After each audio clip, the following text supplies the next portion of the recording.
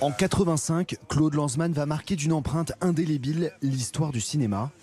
J'ai choisi des protagonistes capables de revivre cela, et pour le revivre, ils devaient payer le prix le plus haut, c'est-à-dire souffrir en me racontant cette histoire.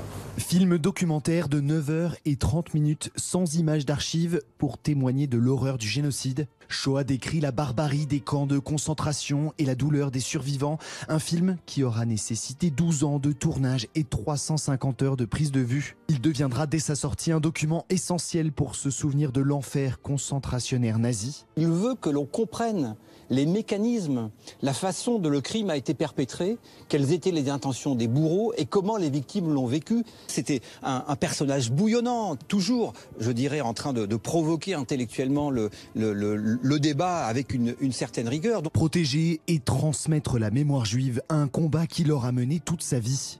Originaire d'une famille juive d'Europe de l'Est, dès 1943 à 18 ans, Claude Lanzmann devient membre des jeunesses communistes et s'engage dans la résistance à Clermont-Ferrand.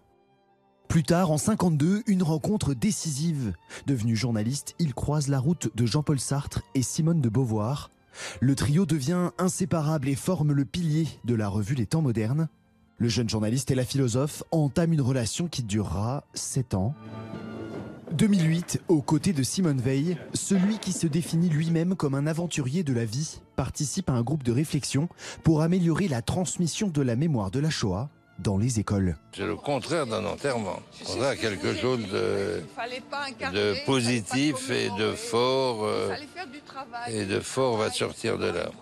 Jusqu'au bout, il reviendra sur la question juive. Son dernier film, Les 4 sœurs, est à découvrir depuis hier en salle. À 92 ans, celui qui aura été enseignant, journaliste, écrivain et cinéaste n'aura jamais cessé de se battre pour imposer un devoir de mémoire.